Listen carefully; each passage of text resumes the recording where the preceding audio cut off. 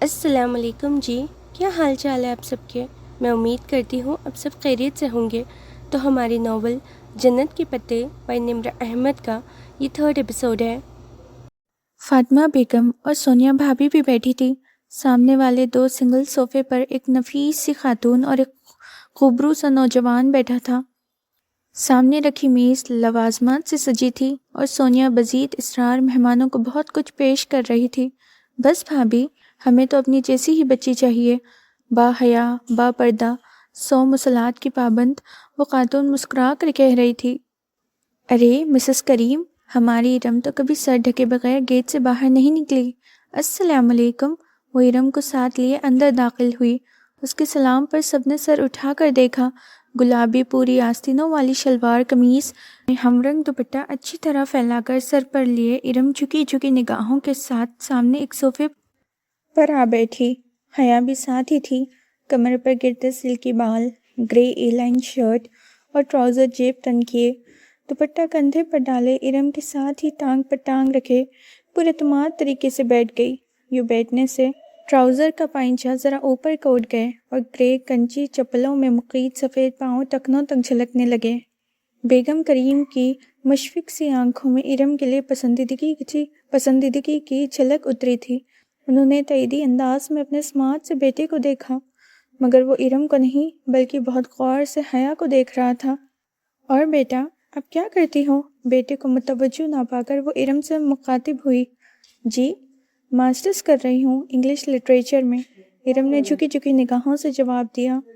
تبھی حیا کو محسوس ہوا کہ وہ لڑکا مسلسل اسے دیکھ رہا ہے، تعیش یا پسندیدگی سے نہیں بلکہ غور سے جانچتی پرکھتی نظروں سے۔ دفتن اس نے پاکٹ سے اپنا بلیک بیری فون نکالا اور خاموشی سے سر جھکائے بٹن پریس کرنے لگی۔ خواتین آپس میں گفتگو میں مصروف تھی، مگر حیا کچھ عجیب سا محسوس کرتی کناکیوں سے اس کو دیکھ رہی تھی جو اپنے فون پر جھکا ہوا تھا۔ تبھی ہولے سے اس کے موبائل سے "مائی نیم از شیلا" کی آواز گونجی، جسے اس نے فوراً بند کر دیا، مگر وہ سن چکی تھی۔ شیلا کے ساتھ شادیوں کا مخصوص شور بھی سنائی دیا تھا اور ارم نے بھی شاید کچھ سنا تھا، تبھی چونک کر گردن اٹھائی اور پھر قدرے سبکی سے واپس جھکا دی۔ حیا کو اپنی جان جسم سے نکلتی ہوئی محسوس ہوئی تھی۔ کیا دنیا اتنی چھوٹی تھی؟ وہ اب موبائل پر کچھ دیکھ رہا تھا، کبھی اسکرین پر دیکھتا اور کبھی حیا اور ارم کے چہروں پر نگاہ ڈالتا۔ صاف ظاہر تھا وہ کچھ ملانے کی سیرا کر رہا تھا، لیکن دہانی تصدیق ثبوت سب صاف ظاہر تھا۔ پھر ایک دم وہ اٹھا اور تیزی سے کمرے سے نکل گیا۔ ایک شرمندہ سی خاموشی نے سارے ماحول کو گھیر لیا۔ حیا نے سر جھکا دیا، اسے اپنا دل ڈوبتا ہوا سا محسوس ہوا تھا۔ وہ بہت بے چین سی بیٹھی تھی، پاؤں اوپر صوفے پر سمیٹے، ہاتھ میں ریموٹ پکڑے۔ وہ جھلائی ہوئی سی چینل بدل رہی تھی، مضطرب، بے بس، پریشان۔ اسمارٹ ٹی وی کی اسکرین پر پورے میوزک کے ساتھ اشتہار چل رہا تھا۔ وہ غائب دماغی سے اسکرین کو دیکھ رہی تھی جہاں موبائل کمپنی کے لوگوں کے ساتھ غیر تصدیق شدہ سم کا استعمال قانوناً جرم ہے، PTA لکھا آ رہا تھا۔ جانے کب پاز کا بٹن اسے دبا دیا اور اشتہار وہیں رک گیا۔ وہ اتنی دور بھٹکی ہوئی تھی کہ پلے بھی نہ کر سکی۔ دفتن دروازے میں فاطمہ بیگم کی شکل دکھائی دی۔ وہ تھکی تھکی سی اندر داخل ہو رہی تھی۔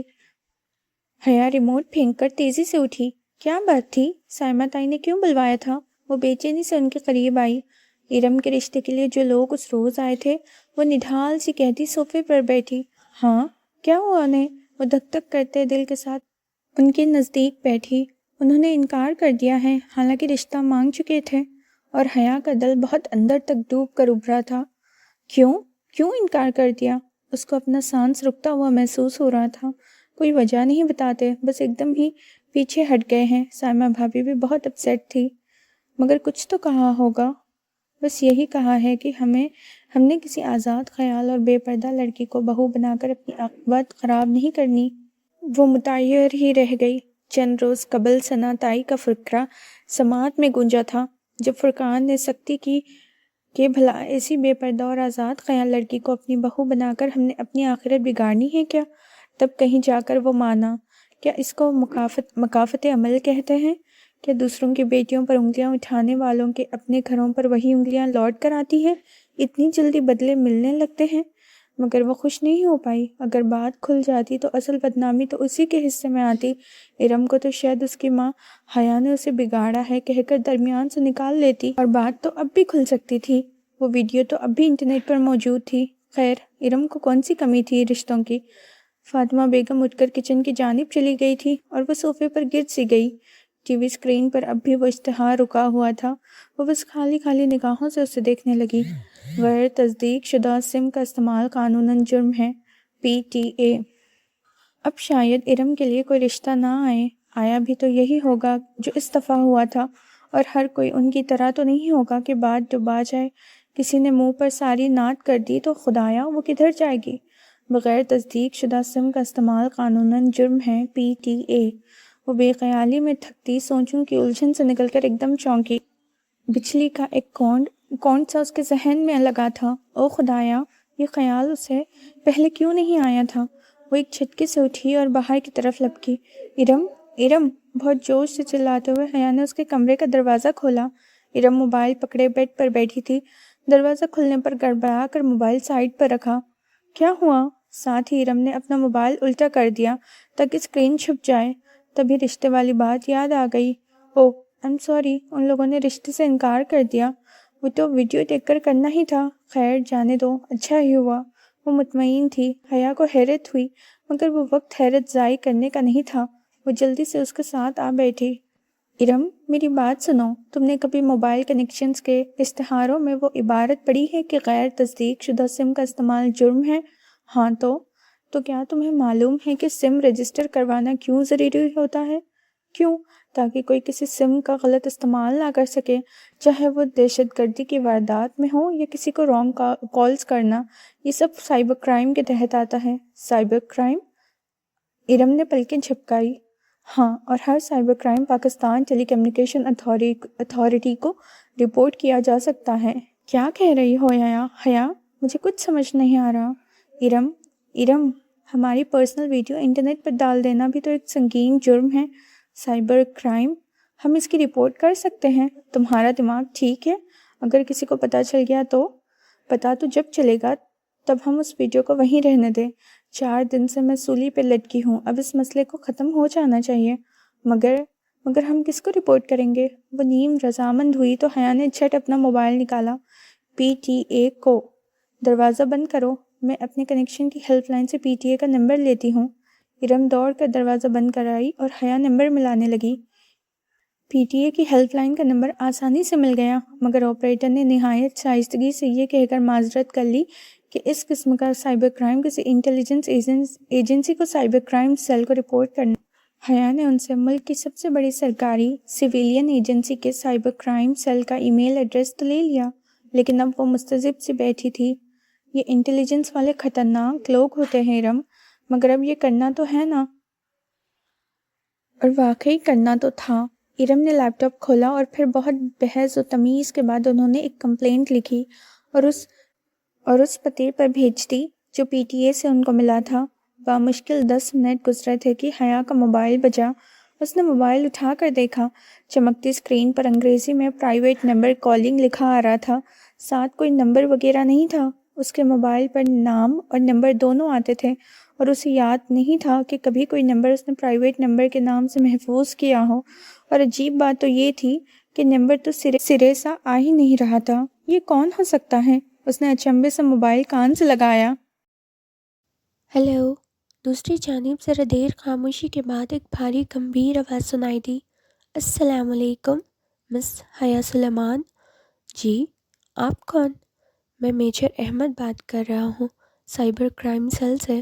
آپ نے ہماری ایجنسی میں رپورٹ کی ہے، ہمیں ابھی آپ کی کمپلین موصول ہوئی ہے۔ وہ جو کوئی بھی تھا بہت خوبصورت بولتا تھا، گہرا، گمبھیر مگر نرم لہجہ جس میں ذرا سی چاشنی بھری تپش تھی، گرم اور سرد کا امتزاج۔ مگر میجر احمد، میں نے کمپلین میں اپنا نمبر تو نہیں لکھا تھا، وہ دھک دھک کرتے دل کے ساتھ کہہ رہی تھی۔ ارم بھی حیرت بھرے خوف سے اس کو دیکھ رہی تھی۔ جواباً وہ دھیرے سے ہنس دیا۔ نمبر تو بہت عام سی چیز ہے مس سلیمان، میں تو آپ کے بارے میں بہت کچھ جانتا ہوں۔ کیا؟ یہی کہ آپ سلیمان اصغر کی بیٹی ہے، آپ کے والد کی ایک کنسٹرکشن کمپنی ہے، آپ کا بھائی روہیل جارج میسن یونیورسٹی زیر تعلیم ہے۔ خود آپ انٹرنیشنل اسلامک یونیورسٹی میں LLB آنرس شاریہ اینڈ لاء کے 5ویں سال میں ہیں۔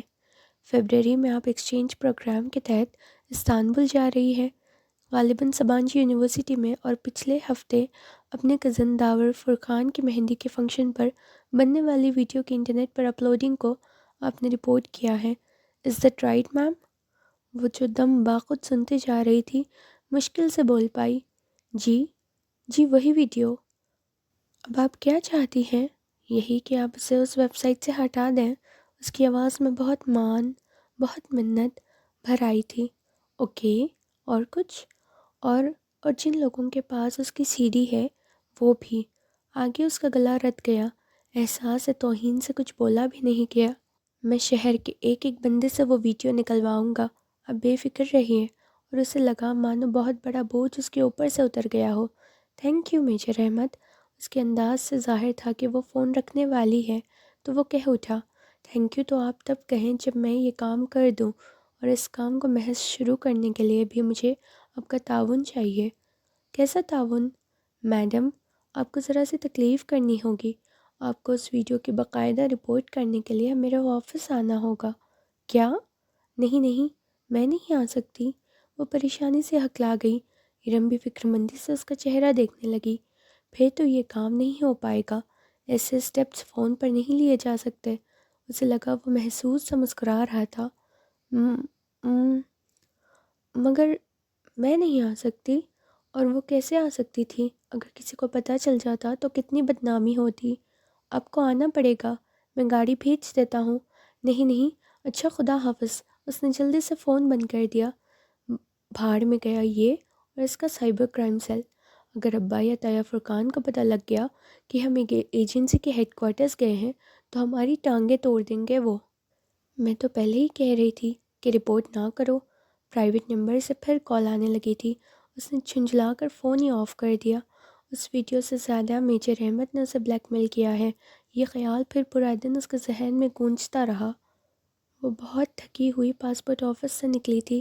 اسلام آباد سے پنڈی کا اتنا لمبا اور رش بھری سڑک پہ تھکا دینے والا سفر کر کے وہ آج پاسپورٹ آفس سے اپنا پاسپورٹ اٹھانے آئی تھی، مگر یہاں علم ہوا کہ پاسپورٹ 14 جنوری کو ہی مل پائے گا، اور ابھی 14 جنوری میں ہفتہ رہتا تھا۔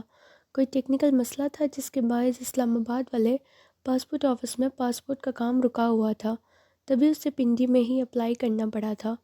واپسی پر بھی اتنا رش ہی تھا۔ کچھ شاپنگ کے بعد جب وہ مرے روڈ پر آئی تو مغرب چھا رہی تھی۔ سڑک گاڑیوں سے بھری پڑی تھی اور گاڑیوں کا یہ سیلاب بہت سست راوی سے بہہ رہا تھا۔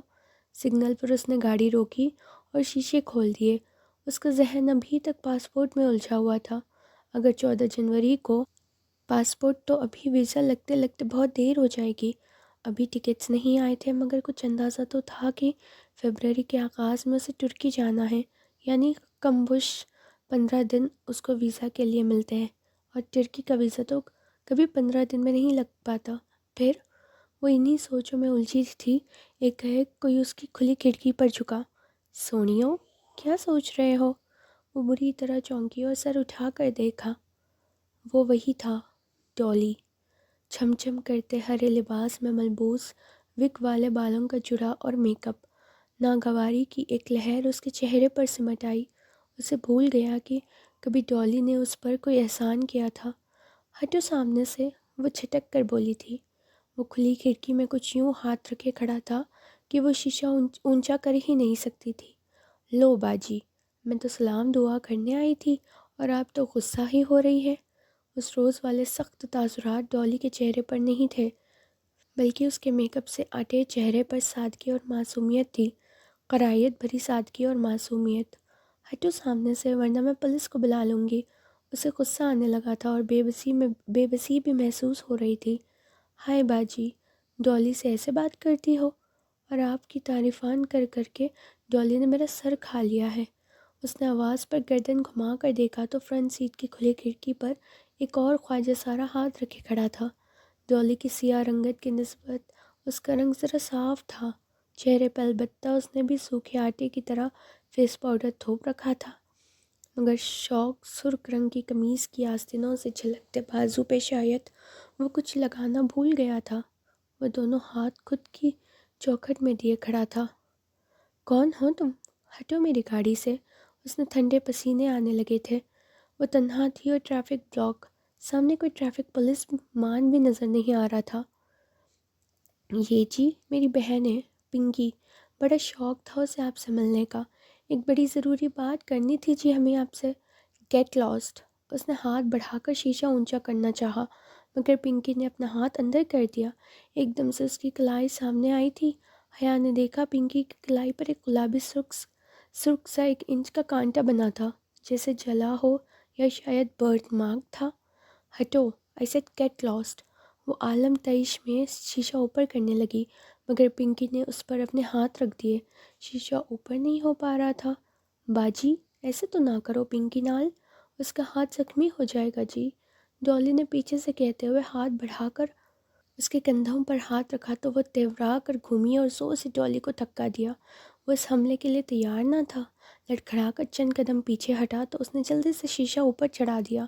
اب تم بھی ہٹو ادھر سے ورنہ میں لوگوں کو اکٹھا کر لوں گی۔ وہ بازو بڑھا کر پنکی کی طرف والا شیشہ بند کرنے لگی مگر وہ اڑ ہی گیا تھا۔ باجی جی میں تو توانا ڈالی کا دل کی بات بتانے آئی تھی اور تسی اس طرح کر رہے ہو۔ یہ جو ڈالی ہے نا یہ بڑا پسند کرتی ہے آپ کو مگر اقرار نہیں کرتی۔ پنکی مصنوعی انداز میں بن کر بول رہا تھا۔ پیچھے ڈالی بند شیشہ بجانے لگا تھا۔ Shut up and get lost. وہ بڑی قوت سے شیشہ اوپر چڑھانے لگی۔ پنکی کی انگلیاں جو شیشے کے کنارے سے ٹکی تھی ساتھ ساتھ اوپر اٹھنے لگی۔ باجی جی گل تو سنو۔ ڈالی گھوم کر پنکی کے ساتھ آ کھڑا ہوا تھا۔ اسی آشنا میں اشارہ کھل گیا، گاڑیاں آگے بڑھنے لگیں۔ حیا کی گاڑی رکی کھڑی تھی، عقاب میں گاڑیوں کی ہارن بجنے لگے مگر دور کھڑا پولیس مین خاموشی سے تماشا دیکھتا رہا، مدد کے لیے آگے نہ بڑھا۔ ڈالی نے پنکی کے کندھے پر ہاتھ مار کر چلنے کا اشارہ کیا۔ پنکی نے لمحے بھر کوئی گردن موڑ کے ڈالی کو دیکھا تو اس کی گرفت شیشے پہ ذرا ڈھیلی ہوئی۔ حیا نے فوراً شیشہ اوپر چڑھایا۔ پنکی نے چونک کر دیکھا، پھر انگلیاں کھینچنی چاہی مگر وہ مسلسل شیشہ اوپر کر رہی تھی۔ پنکی کی انگلیاں پھنس کر رہ گئی تھی۔ او چھڈو باجی جی۔ پنکی جھنجھلا کر ہاتھ کھینچ رہا تھا مگر انگلیاں نکال کر نہیں دے رہی تھی۔ ڈالی نے غصے سے شیشہ بجایا مگر حیا تنفس سے ان دونوں کو دیکھتے ہوئے بازو لمبا کیے شیشہ آخری حد تک لے گئی تھی۔ عقاب میں گاڑیوں کی قطار ہارن پر ہارن دے رہی تھی، کچھ گاڑیاں ساتھ سے نکلنے لگی تھی۔ دفتن پنکی کے دائیں ہاتھ کی انگلی سے خون کی بوند ٹپک کر شیشے پر گری تو اسے ہوش آیا۔ ایک جھٹکے سے اس نے لیور نیچے کیا، شیشے کے 1 انچ نیچے گرا۔ پنکی نے غصے سے اسے گھورتے ہوئے ہاتھ باہر کھینچا۔ گاڑی آگے بھگانے سے پہلے اس نے بہت غور سے پنکی کے ہاتھوں کو دیکھا۔ دائیں ہاتھ جس کی کلائی پر کانٹے کا جلا ہوا نشان تھا کی شہادت کی انگلی سے خون نکل رہا تھا اور باقی دونوں ہاتھوں کی انگلیوں کے اوپر پوروں کی قدرتی لکیر پر موتی سی بھوری لکیر بن گئی تھی۔ یقیناً اس کے ہاتھ زخمی ہوئے تھے مگر اسے پرواہ نہیں تھی۔ وہ زن سے گاڑی آگے لے گئی، پھر اس نے بیک ویو مرر میں دیکھا۔ وہ دونوں خواجہ سارا بار بار مڑ مڑ کر اسے غصے سے دیکھتے ہوئے سڑک پار کر رہے تھے۔ ڈالی نے پنکی کا زخمی ہاتھ تھام رکھا تھا اور غصے سے پلٹ کر حیا کی دور جاتی گاڑی کو دیکھتے ہوئے کچھ کہہ رہا تھا۔ اس نے سر جھٹک کر ایکسلریٹر پر زور بڑھایا۔ کم از کم اتنی امید اسے تھی کہ اب وہ ڈالی اس کا پیچھا کرنے کی ہمت نہیں کرے گا۔ بہت جلد وہ غلط ثابت ہونے والی تھی۔ حیا، حیا۔ جیسے ہی وہ گھر میں داخل ہوئی، لاؤنج میں بیٹھے سلمان صاحب تیزی سے اس کی طرف بڑھے۔ ان کے چہرے پہ غائز و غضب چھایا ہوا تھا۔ وہ ڈر کر پیچھے ہٹی، تبھی کہیں پیچھے فون کی گھنٹی بجی۔ یہ ویڈیو تمہاری ہے؟ تم مجھے کرتی ہو؟ روہیل جو صوفے پر بیٹھا تھا ایک دم اٹھا اور بہت سی سیڑھی سے اس کی طرف اچھالی۔ وہاں سب موجود تھے، طیٰ فرقان، داور بھائی، روہیل، سب، اور ایک طرف ارم زمین پر بیٹھی رو رہی تھی۔ دور کہیں فون کی گھنٹی مسلسل بج رہی تھی۔ نہیں نہیں، وہ سر ہلاتے ہوئے خوف سے ان کو کہنا چاہتی تھی۔ اس کا منہ تو ہلتا تھا لیکن آواز نہیں نکل رہی تھی۔ وہ سب اس کا خون لینے پر تلے تھے۔ دفتن سلمان صاحب آگے بڑھے اور ایک زوردار تھپڑ اس کے چہرے پر دے مارا۔ بے حیا، بے حیا۔ اس نے تھپڑوں سے مارتے ہوئے سلمان صاحب کہہ رہے تھے، ان کے لب ہل رہے تھے مگر ان سے آواز ڈالی کی نکل رہی تھی۔ وہ سلمان صاحب نہیں ڈالی بول رہی تھی۔ ڈالی ڈالی، پنکی بے حیا، پنکی کی انگلیاں، فون کی گھنٹی۔ وہ ایک جھٹکے سے اٹھ بیٹھی۔ کمرے میں اندھیرا تھا۔ اس نے ہاتھ بڑھا کر ٹیبل لیمپ آن کیا۔ زرد سی روشنی ہر جگہ پھیل گئی۔ اس نے بے اختیار دونوں ہاتھوں سے اپنا چہرہ چھوا۔ وہ ٹھیک تھی، سب ٹھیک تھا، کسی کو کچھ علم نہیں ہوا تھا۔ وہ سب ایک بھیانک خواب تھا۔ او خدایا! وہ نڈھال سے بیک گراؤنڈ کے ساتھ پیچھے جانے لگی۔ اس کا سانس تیز چل رہا تھا، دل ویسے ہی دھڑک رہا تھا، پورا جسم پسینے سے بھیگا تھا۔ فون کی مخصوص ٹون اسی طرح بج رہی تھی۔ ہاں، بس وہ گھنٹی خواب نہیں تھی۔ اس نے سائڈ ٹیبل سے موبائل اٹھایا اور چمکتے اسکرین کو دیکھا۔ Private number calling. چند لمحے لگے تھے اسے ایک فیصلے پر پہنچنے میں، اور پھر اس نے فون کان سے لگا لیا۔ میجر احمد، میں آپ کے آفس آ کر رپورٹ کروانے کے لیے تیار ہوں۔ کل صبح 9 بجے میرے گھر کے بیک سائڈ پر موجود گراؤنڈ کے انٹرنس گیٹ پر گاڑی بھیج دیں۔ 9 بجے شارپ۔ شور۔ اس نے فاتحانہ لہجہ سنائی دیا تھا۔ اس نے آہستہ سے فون بند کر دیا۔ کبھی بھی وہ کسی لڑکے سے یوں تنہا نہیں ملی تھی، مگر نہ ملنے کی صورت میں وہ ویڈیو کبھی نہ کبھی لیک ہو جاتی تو زیادہ برا ہوتا۔ اس نے بے اختیار جھرجھری لی۔ اسے خوفناک خواب نے اسے یہ سب کرنے پر مجبور کیا تھا۔ اسے لگا اب اس کے پاس اور کوئی چارہ نہیں ہے۔ رہا میجر احمد تو اسے وہ نپٹ لے گی۔ پلے گراؤنڈ کے گیٹ کے ساتھ شتوت کا تنور درخت تھا۔ وہ اسے ٹیک لگائے منتظر کھڑی تھی۔ سرخ لمبی اے لائن قمیض اور نیچے چوڑی دار پاجامہ، اوپر اسٹائلش سے سوٹ سویٹر جس کی لمبی آستین ہتھیلیوں کو ڈھانپ کر انگلیوں تک آتی تھی، اور کندھوں پہ براؤن چھوٹی سی سٹول نما شال۔ لمبے بال پیچھے کمر پر گر رہے تھے۔ سردی اور دھند میں وہ مضطرب سی کھڑی، سرخ پڑتی ناک لیے وہ دونوں ہاتھ آپس میں رگڑ رہی تھی۔ ارم یا زارا اس نے کسی کو نہیں بتایا تھا۔ یہ خطرہ اس کو اکیلے مول لینا تھا۔ دفتن اس نے بے چینی سے سویٹر کی آستین پیچھے ہٹائی اور گھڑی دیکھی۔ 9 بجنے میں 1 منٹ تھا۔ اسی پل ایک کار زن سے اس کے سامنے رکی۔ سیاہ پرانی مرسیڈیز، اور کسی بھوت کی طرح سامنے سیٹ میں دیکھتا ڈرائیور۔ وہ خاموشی سے سر جھکائے آگے بڑھی اور پچھلا دروازہ کھول کر اندر بیٹھ گئی۔ اس کے دروازے بند کرتے ہی ڈرائیور نے گاڑی آگے بھگا دی۔ تقریباً 1.5 گھنٹے بعد وہ سیف ہاؤس تھی۔ سفید دیواروں والا خالی کمرہ، درمیان میں لکڑی کی کرسی اور میز جس پر اسے بٹھایا گیا تھا۔ میز پر صرف ٹیلی فون رکھا تھا، باقی پورا کمرہ خالی تھا۔ وہ مضطرب سی گردن ادھر ادھر گھما کر ادھر ادھر دیکھنے لگی۔ 3 طرف سفید دیواریں تھیں۔ ان میں سے ایک دیوار میں وہ دروازہ تھا جہاں سے وہ آئی تھی، البتہ چوتھی سمت اس کے بالمقابل دیوار شیشے کی بنی تھی۔ دراصل وہ شیشے کی اسکرین تھی جو زمین سے لے کر چھت تک پھیلی تھی۔ شاید وہ چھوٹا خالی کمرہ کسی بڑے کمرے کا حصہ تھا جس میں شیشے کی اسکرین لگا کر پارٹیشن کر دیا گیا تھا۔ اس نے ذرا غور سے اسکرین کو دیکھا۔ اس کا شیشہ مکمل طور پر دھندلا کر دیا گیا تھا، جیسے مشین پھینک کر فروسٹڈ کیا جاتا ہے۔ اس دھندلے شیشے کے پار ایک دھندلا سا منظر تھا۔ ہر شے اتنی دھندلی تھی کہ وہ بامشکل بنا پا رہی تھی۔ یقیناً وہ شیشہ ایک کمرے کو 2 حصوں میں تقسیم کرنے کے لیے درمیان میں لگایا گیا، اور اس کے پار کمرے کے باقی حصہ تھا۔ بس ایک دھندلا سا خاکہ سمجھ۔ شیشے کے پار کوئی بڑا پردیش آفس تھا، اور آفس ٹیبل کے پیچھے ریوالونگ چیئر پہ کوئی بیٹھا تھا۔ اس کا رخ حیا کی طرف جانب تھا۔ اس کا چہرہ واضحانہ تھا، بس ایک دھندلی سی آؤٹ لائن ہی بنتی تھی۔ خاکی یونیفارم، سر پر کیپ، ٹیک لگا کر کرسی پہ بیٹھا، میز پہ رکھی کوئی چیز انگلیوں پہ گھماتا۔ وہ کس طرح دیکھ رہا تھا وہ فیصلہ نہ کر پائی۔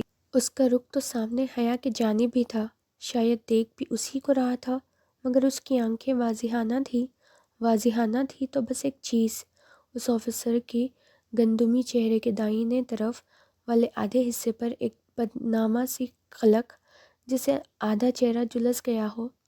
دفتن وہ شخص آگے کو جھکا اور میز سے کچھ اٹھا کر کان سے لگایا، غالباً فون کا ریسیور۔ ٹرنگ ٹرنگ۔ ایک دم حیا کے سامنے میز پہ رکھا فون بجنے لگا۔ وہ چونکی۔ فون مسلسل بج رہا تھا۔ کیا وہ شخص اسے کال کر رہا تھا؟ اس نے دھڑکتے دل سے ریسیور اٹھایا اور کان سے لگایا۔ ہیلو، السلام علیکم مس حیا سلیمان، دس از میجر احمد۔ وہ بھاری نرم گرم سا خوبصورت لہجہ۔ وعلیکم السلام۔ وہ فون ہاتھ میں پکڑ کر کان پر رکھے ایک تک سامنے اسکرین کو دیکھ رہی تھی، جس کے پار آدھے جھلسے چہرے والا آفیسر فون تھامے بیٹھا تھا۔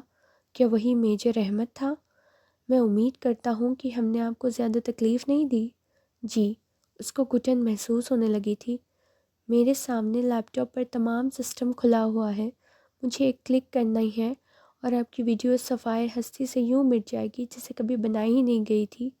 دیوار کے اس پار دھندلے منظر میں بیٹھے اس آفیسر کے سامنے بھی لیپ ٹاپ کھلا پڑا تھا، تو وہ میجر احمد تھا، مگر سامنے کیوں نہیں آتا تھا؟ اور شہر کے ایک ایک بندے سے میں یہ ویڈیو نکلوا چکا ہوں، بولیے حیا، میں کلک کر دوں اور وہ رپورٹ؟ سمجھے، وہ درج ہو گئی۔ اسے لگا وہ مسکرایا تھا۔ مگر آپ نے کہا تھا کہ مجھے رپورٹ کے لیے غلط کہا تھا، ایکسکیوز بنایا تھا۔ بعض اوقات بہانے بنانے پڑتے ہیں تب جب مزید صبر نہیں ہوتا، سمجھی؟ فون کو جکڑا، اس کا ہاتھ پسینے میں بھیگ چکا تھا۔ یہ شخص اتنی عجیب باتیں کیوں کر رہا تھا؟ آپ کلک کر دیں، بامشکل وہ کہہ پائی۔ وہ شخص جھکا، شاید بٹن دبانے، اور پھر واپس پیچھے ہو کر بیٹھا۔ کر دیا۔ اوہ، تھینک یو میجر احمد۔ اس کا گلا ردنے لگا تھا۔ ایک بات پوچھوں؟ جی۔ کیا یہ ویڈیو جعلی تھی؟ نہیں تھی۔ نہیں تھی تو اصلی؟ تو آپ اتنا ڈر کیوں رہی تھی؟ ظاہر ہے یہ ہماری فیملی ویڈیو تھی، اور شادیوں پر ڈانسز کی ویڈیو ہم نہیں بنواتے۔ کیوں؟ وہ در پدر سوال کر رہا تھا۔ کیا مطلب کیوں؟ شادیوں کی ویڈیوز سرکولیٹ ہوتی ہے ہر جگہ۔ کیا اچھا لگتا ہے ہماری ڈانس کی ویڈیو پرائے لوگ دیکھیں؟ مگر پرائے لوگ لائیو تو دیکھ سکتے ہیں۔ غالباً اس ویڈیو میں مجھے ویٹرز، مووی میکر اور ڈی جے نظر آ رہے تھے، وہ بھی تو پرائے مرد ہے نا؟ میں سمجھ نہیں پایا کہ اگر آپ اس طرح رقص کرنے کو صحیح سمجھتی ہے تو ویڈیو کے باہر نکلنے پر پریشان کیوں تھی؟ چاہے movie maker, waiter, D J دیکھے یا انٹرنیٹ پہ موجود مرد، بات تو ایک ہی ہے۔ اور اگر آپ اس کو غلط سمجھتی ہیں تو آپ نے یہ کیا ہی کیوں؟ میں آپ کو سامنے جواب دے نہیں ہوں، وہ درستی سی بولی تو چند لمحوں کی خاموشی چھا گئی۔ ٹھیک کہا آپ نے۔ خیر، اس نے گہری سانس لی۔ ایک اور بات پوچھوں؟ پوچھیے۔ اب کہ اس کی آواز میں اجنبیت در آئی تھی۔ کبھی کوئی آپ کے لیے جنت کے پتے توڑ کر لایا ہے؟ ہم دنیا والوں نے جنتیں کہاں دیکھی ہے میجر احمد؟ اس کے چہرے پر تلخی رقم تھی۔ تبھی تو ہم دنیا والے جنت ہی نہیں کہ جنت کے پتے کیسے رکھتے ہیں؟ کبھی کوئی آپ کو لا کے دیں تو انہیں تھام لیجئے گا، وہ آپ کو رسوا نہیں ہونے دیں گے۔ اس کے چہرے کی تلخی سکوت میں ڈھلتی گئی، وہ ٹھہر سی گئی۔ دھندلی دیوار ابھی تک اس کے سامنے تھی۔ کون تھا اس پار؟ آپ سن رہی ہیں نا؟ ہاں، جی۔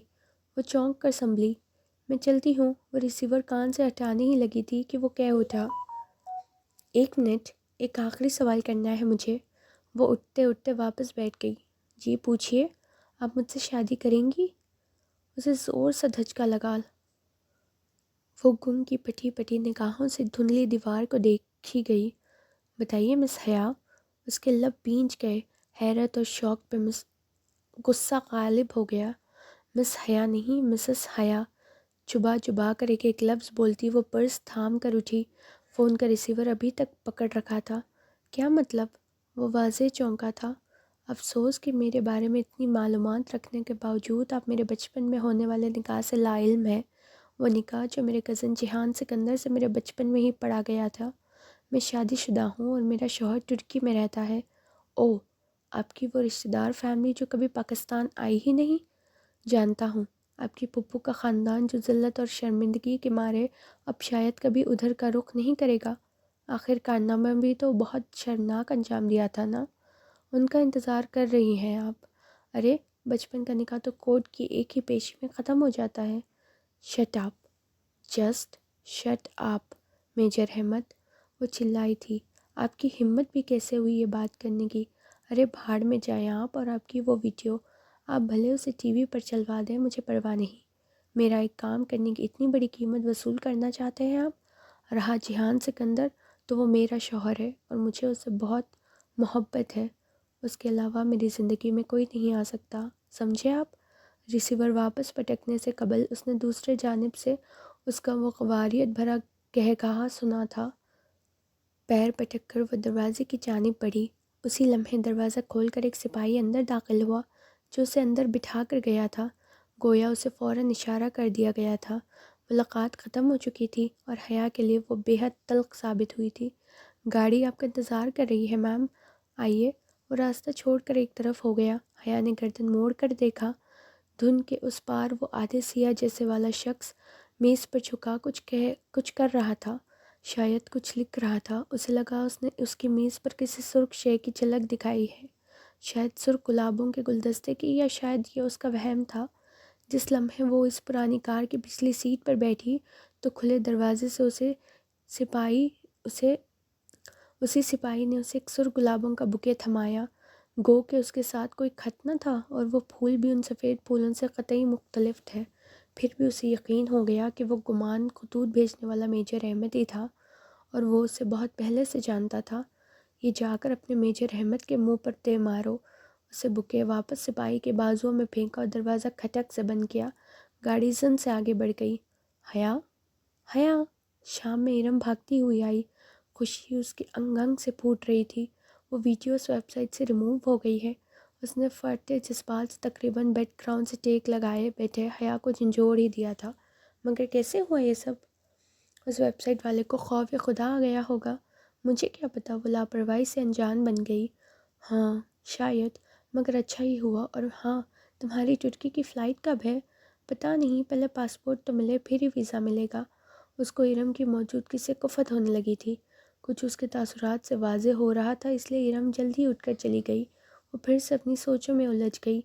میجر احمد، اس کا عادت جلسہ چہرہ، سامنے نہ آنا، پردے کے پیچھے سے بات کرنا، اور وہ اس کی عجیب فلسفانیہ باتیں، جنت وغیرہ کا تذکرہ، باز پرس کرنا، اور پھر مجھ سے شادی کا سوال، اور پھر شادی کا سوال۔ او میرے خدایا، کیسا عجیب آدمی تھا وہ۔ اور اس کی ایک بات جس کے بارے میں وہ اس وقت شدید عالم طیش میں ہونے کے باعث سوال نہیں کر سکتی تھی، آپ کی پھپھو کا خاندان جو ذلت اور شرمندگی کے مارے اب شاید کبھی ادھر کا رخ نہیں کرے گا۔ آخر کارنامہ بھی تو بہت شرمناک سر انجام دیا تھا نا؟ کیوں کہی تھی اس نے یہ بات؟ کیسی ذلت اور شرمندگی، کیسا شرمناک کارنامہ؟ پھپھو کا خاندان واقعتاً پلٹ کے نہیں آیا تھا، تو کیا اس کی وجہ ان کے اپنے ملک اور خاندان سے بیزاری تھی، جیسا کہ وہ فیاض کرتی تھی، بلکہ کوئی اور تھی، کسی آمیز کام جو انہوں نے سر انجام دیا تھا؟ اور انہوں نے کس نے؟ پھپھو نے، ان کے شوہر، یا جیہان سکندر نے؟ کیا گٹھی تھی بھلا؟ مگر میجر احمد سے وہ استفسار نہیں کر سکتی تھی، نہ ہی اس کا دوبارہ کوئی فون آیا تھا۔ اور وہ خطوط، وہ گلدستے، وہ بھی اسی نے بھیجے تھے۔ اسے اس کی زبانشی جانے کا کیسے علم یہ ہوا؟ یقیناً وہ اس کی کال ٹیپ کر رہا تھا جب زارا کو اس نے بتایا تھا، اور وہ اس وقت یقیناً اس کے باہر ہی ہوگا۔ مگر وہ گلدستہ تو کچن کی ٹیبل پر رکھا تھا، تو کیا وہ ان کے گھر بھی داخل ہو سکتا تھا، اور اس کے کمرے میں بھی؟ خوف کی ایک لہر نے اسے اپنے حصن میں لے لیا۔ وہ اٹھ کر اپنے کمرے کا دروازہ لاک کرنے ہی لگی تھی کہ فاطمہ بیگم دروازہ کھول کر اندر آئی۔ حیا، تمہارے ابا تمہیں بلا رہے ہیں۔ اوکے، آ رہی ہوں۔ اس نے تکیے پر رکھا دوپٹہ اٹھا کر گلے میں ڈالا، سلیپرز پہنے اور باہر آئی۔ ابا؟ اس نے انگلی کی پشت سے کمرے کا دروازہ کھٹکھٹایا۔ آ جاؤ حیا۔ اس نے دروازہ دھکیلا تو وہ کھلتا چلا گیا۔ سامنے بیڈ پر سلمان صاحب بیٹھے تھے، سوچوں میں ڈوبے، محتاط فقیر اس کے منتظر۔ ساتھ ایک طرف صوفے پر فاطمہ بیگم موجود تھی۔ ان کی خوبصورت آنکھیں سوگوار تھی اور باوقار سراپے پہ افسردگی چھائی ہوئی تھی۔ آپ نے بلایا تھا ابا؟ ہاں، آؤ بیٹھو۔ وہ خاموشی سے سر جھکائے چلتی ہوئی آئی۔ سلمان صاحب چند لمحے خاموش رہے، شاید وہ کوئی تامید سوچ رہے تھے، مگر حیا کو امید تھی کہ وہ بنا تامید کے ہی سیدھی بات کر ڈالیں گے۔ میں نے ایک فیصلہ کیا ہے۔ اس نے گردن اٹھائی۔ وہ بہت سنجیدہ دکھائی دے رہے تھے۔ اب تمہیں کورٹ کے ذریعے سبین کے بیٹے سے خلا لینی چاہیے۔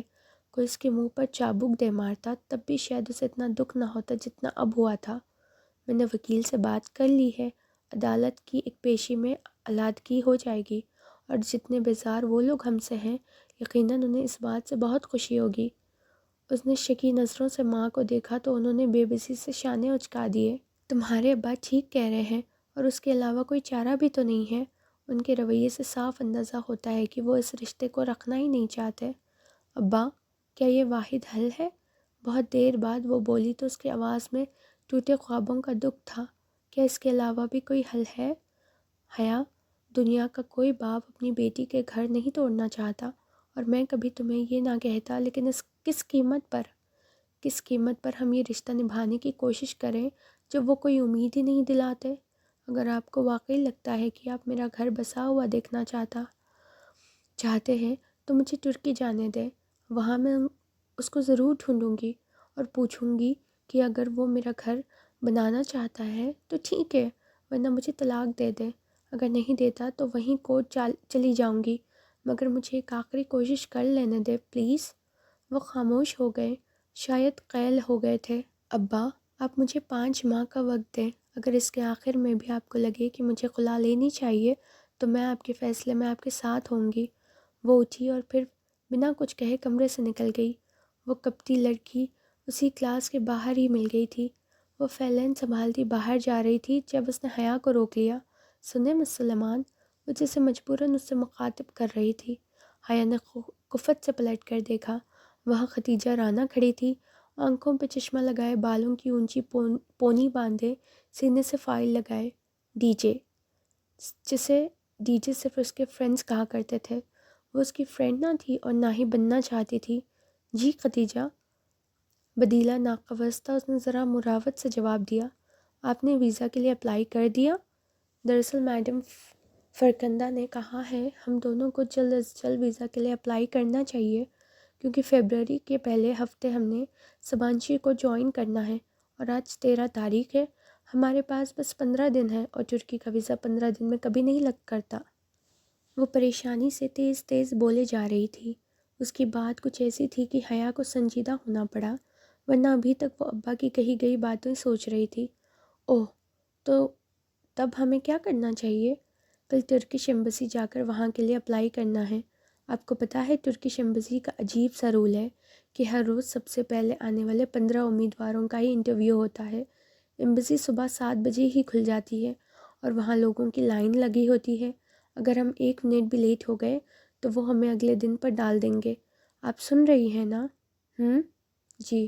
اس نے غائب دماغی سے سر ہلایا۔ پتہ نہیں وہ کیا بولے جا رہی تھی۔ آپ مجھے اپنا نمبر لکھوا دیں تاکہ ہم کوآرڈینیٹ کر سکیں۔ اس نے بے دلی سے اپنا نمبر لکھوا دیا۔ ختیجہ اسے اپنے فون میں نوٹ کرتی گئی۔ ٹھیک ہے، کل صبح 6:30 بجے تک آپ ڈپلومیٹک انکلیو تک پہنچ جائیے گا، میں وہیں پہنچ جاؤں گی۔ اس نے اچھا کہہ کر جان چھڑوانے والا انداز میں سر ہلایا۔ اور پلیز دیر مت کیجیے گا، یہ نہ ہو کہ آپ کی وجہ سے میرا ویزا بھی رہ جائے۔ مس سلیمان، وہ ناک چڑھا کر یہ جتا گئی کہ وہ بھی ختیجہ رانہ ہے، کہ کمپنی ملی ہے مجھے۔ اف، وہ پیر پٹک کر آگے بڑھ گئی۔ ابا کی باتوں نے اسے اتنا ڈسٹرب کیا تھا کہ وہ اس وقت ویزا کو وہ آخری چیز تھی جس کے بارے میں وہ سوچ سکتی تھی کہ آخر وہ بھی ختیجہ رانہ ہے۔ رات کی تاریکی کو دکانوں کی شیشوں کی دیواروں سے جھلکتی روشنیاں روشن کیے ہوئے تھی۔ زرد روشنیوں کا عکس سامنے لمبی سیڑھی سڑک پر بھی پڑا تھا، جس کی ایک طرف پارکنگ کی گاڑیوں کی لمبی قطار تھی، دوسری طرف ایک چھوٹا سا چبوترا بنا ہوا تھا۔ چبوترے پر دن کے وقت بک فیئر کے اسٹال لگتے تھے، آج کل وہ بند تھے۔ یہ جنہ سپر مارکیٹ تھا، اور وہ اس وقت زرد روشنیوں کے عکس سے چمکتی سڑک پر چل رہی تھی۔ سیاہ جیکٹ کی جیبوں میں ہاتھ ڈالے، شانوں پر پھسلتے لمبے بال لیے، وہ سر جھکائے خود فراموشی کے عالم میں قدم اٹھا رہی تھی۔ اماں اور ابا کی کہی گئی باتیں دل و دماغ میں گونج رہی تھی۔ یہ جیہان سکندر کون تھا؟ اس کا منقوع کزن، شوہر، وہ شخص جس کے خواب اس نے ساری عمر دیکھے تھے۔ اتنی آسانی سے وہ کیسے اسے دربدر ہو جائے؟ کیا ابا اماں نہیں جانتے تھے کہ ایک خواب اگر اپنے ہاتھوں سے توڑے جائے تو انگلیاں بھی زخمی ہوتی ہے؟ پھر کیسے وہ خود کو زخم دے؟ اگر وہ جیہان یا سبین پھپھو کے لیے کوئی انچاہا رشتہ تھی تو بھی ان کو صفائی کا ایک موقع دینے بغیر ہی کیسے خود کو ان سے الگ کر لے؟ یہ نام مکھن نہیں تھا جس سے بال نکالنا، یا یہ تو کانٹوں سے الجھا دامن تھا۔ اگر کھینچ کر الگ کیا تو دامن پھٹ جائے گا، اور اگر کانٹے نکالنے کی کوشش کی تو انگلیاں زخمی ہو جائیں گی۔ مگر کیا پتہ اس کانٹوں کے پودے پہ گلاب بھی کھلتے ہو، سرخ گلاب، سبز پتے، کشیوں اور خوابوں کے۔ وہ سیٹی کی تیز آواز تھی جس نے اسے خیالوں کی ہجوم سے نکالا۔ اس نے چونک کر سر اٹھایا۔ وہ 3 لڑکے تھے، جینز اور جیکٹس میں ملبوس۔ وہ مختلف سمتوں سے اس کی طرف آ رہے تھے، یوں کہ ہر طرف وہی تھے، گہرا، نرگا، تنگ دائرہ۔ جگہ قدرے سنسان تھی، خالی چبوترا تاریکی میں ڈوبا تھا۔ جگمگاتی روشن دکانیں ذرا دور تھی۔ اس کا دل دھک سے رہ گیا۔ وہ تیزی سے پلٹی، مگر ادھر سے بھی ان کا کوئی چوتھا آ رہا تھا۔ وہ مبہم آوازیں نکالتے، معنی خیز اشارے کرتے اس کے ارد گرد گہرا تنگ کر رہے تھے۔ دبی آوازوں کا شور اس کو گھیرنے لگا تھا۔ وہ قریب آتے 2 لڑکوں کے درمیان سے تیزی سے سر جھکائے گزرنے لگی، مگر دائیں والے لڑکے نے سبک رفتاری سے اس کی کلائی کو تھام کر اپنی جانب کھینچا۔ ابھی اس کے لبوں سے چیخ بھی نہیں نکلی تھی کہ آگے بڑھنے والا خود بوکھلا کر پیچھے ہٹا۔ ٹین کی زوردار آواز کے ساتھ کسی نے اس لڑکی کے سر کے پیچھے کچھ مارا تھا۔ ماروں گی تمہیں، باجی کو تنگ کرتے ہو، چھوڑوں گی نہیں میں تمہیں۔ وہ اونچی لمبی ہٹی کٹی سی ڈولی ہاتھ میں پکڑا فرائنگ پین کو گھما گھما کر مار رہی تھی۔ حیا ہکا بکا سی 2 قدم پیچھے ہوئی، جس کو لگا تھا وہ سر پکڑے بلبلاتا ہوا بھاگا۔ باقی 2 بھی ساتھ ہی دوڑے۔ ایک نے ذرا پھرتی دکھا کر ڈولی کو لات مارنی چاہی۔ ڈولی نے اسے فرائنگ پین کو گھما کر ایسی ضرب دی کہ اس لڑکے کا گھٹنا چچک اٹھا، شاید ٹوٹ گیا تھا۔ کم از کم اس کی چیخ سے حیا کو یہی لگا تھا، اور وہ لنگڑاتا ہوا بھاگ گیا۔ آئے بڑے سالے، ڈولی سے پنگا لیتے ہیں۔ وہ فاتحانہ ہاتھ جھاڑتے ہوئے اب حیا کی طرف مڑا۔ سفید کانٹوں سے گویا آٹا ہوا چہرہ، آنکھوں کے گرد لمبی کالی لکیریں کھینچ کر لائنر لگایا ہوا، اور آنکھوں میں نیلے سب سے لینس، گالوں میں سرخ پاؤڈر، بھڑکیلا آئی شیڈو اور سرخ چونچ کی طرح لپسٹک، بھورے گولڈن بالوں کی لٹیں سر پہ لیے دوپٹہ سے نکل رہی تھی۔ یقیناً وگ تھی جیسے کہ عموماً ہوتی ہے۔ پہلی دفعہ جب اس نے ڈولی کو دیکھا تھا تو اسے قرائیت آئی تھی، دوسری دفعہ خوف، اور اس روز ٹریفک جام میں دیکھ کر غصہ آیا تھا، اور آج کچھ بھی نہیں۔ وہ خاموشی سے تیز تیز سانس لیتی اس کو دیکھ رہی تھی۔ چھوڑو جی ان حرام خوروں کو باجی، ان کا تو کام ہی یہی ہے۔ میں بھی بڑی دیر سے تاڑ رہی تھی ان کو، پر مجھے کیا پتا تھا کہ اپنی باجی کو تنگ کر رہے ہیں۔ آئے بڑے۔ وہ پوری بات سنے بغیر ہی پلٹ گئی، سینے پر بازو لپیٹے، سر جھکائے تیز تیز قدموں سے چبوترے کی جانب بڑھنے لگی۔ ایک خواجہ سارا کے ساتھ رات کے اس پہر سڑک پر کھڑے ہونا بالکل درست نہیں تھا۔ ارے باجی جی، گل تو سنو۔ وہ اس کے پیچھے لپکا۔ حیا چلتے چلتے رکی اور پلٹ کر سنجیدگی سے اسے دیکھا۔ کیا ہے؟ اس کا مومی چہرہ دکانوں کی زرد روشنیوں میں دمک رہا تھا۔ ہائے ربا، باجی جی تسی کنی سونے ہو۔ وہ دونوں ہاتھ رخسالوں پر رکھ کے خوشی سے چہکا۔ اسے قرائیت آئی نہ خوف، بس چپ چاپ اس کو دیکھتی رہی۔ شکریہ ہی کہہ دو جی۔ شکریہ؟ اور کچھ؟ اس کا انداز سپٹ تھا۔ تسی تو ناراض لگتے ہو جی۔ ڈولی، تم کیوں ہر جگہ میرے پیچھے آتے ہو؟ ہاں تو ٹینشن تو نہیں دی تونوں، ہمیشہ مدد ہی کیتی ہے۔ تمہیں کس نے کہا ہے میری مدد کو؟ کس نے تمہیں میرے پیچھے لگایا ہے؟ بولو، جواب دو۔ ڈولی کا منہ آدھا کھل گیا، لینس لگی آنکھوں میں پہلے حیرت اور پھر آنسو بھرنے لگے۔ کسی نے نہیں جی۔ بڑی دیر بعد وہ دکھ سے بولا، مجھے آپ اچھی لگتی ہیں، اس لیے آپ کا خیال رکھتی ہوں۔ اگر آپ کو برا لگتا ہے تو نہیں آؤں گی۔ دفتن حیا کا فون بجا۔ اس نے چونک کر ہاتھ میں پکڑے موبائل کو دیکھا۔ اس پر پرائیویٹ نمبر کا لیبل لکھا رہا تھا۔ وہ پیر پہنچ کر چبوترے کی طرف آئی اور پاؤں لٹکا کر بیٹھ گئی۔ فون ابھی تک بج رہا تھا۔ اس نے فون کان سے لگایا اور ڈولی کو دیکھا جو چھوٹے چھوٹے قدم اٹھاتا سسکتا ہوا اس کے پاس آ رہا تھا۔ ہیلو مس حیا، کیسی ہیں آپ؟ وہ میجر احمد تھا۔ اس کی آواز کے پیچھے بہت شور تھا۔ ڈولی آہستہ سے اس سے ذرا فاصلے پر چبوترے پر بیٹھ گیا۔ سر جھکائے وہ ہتھیلی سے آنسو پوچھ رہا تھا۔ خدا کے لیے مجھے فون مت کیا کریں، اور یہ جو بندے آپ نے میرے پیچھے لگائے ہیں نا، میں ان میں سے ایک ایک کا خون کر دوں گی، اور اس کے ذمہ دار آپ ہوں گے۔ میں شادی شدہ ہوں اور جلدی اپنے شوہر کے پاس چلی جاؤں گی۔ میرا پیچھا چھوڑ دیں، سمجھے آپ؟ مزید کچھ سنے بغیر اس نے فون رکھ دیا۔ تسی گھر بار والی ہو جی؟ ڈالی نے چہرہ اس کی طرف اٹھایا۔ ہاں، تمہارے اس میجر احمد نے بتایا نہیں کیا؟ اس نے میرے پیچھے لگایا ہے نا تمہیں؟ اللہ پاک کی قسم لے لو جی، مجھے کسی میجر ویجر نے نہیں بھیجا، میں خود آتا ہوں۔ اللہ کی قسم جی، وہ روتے روتے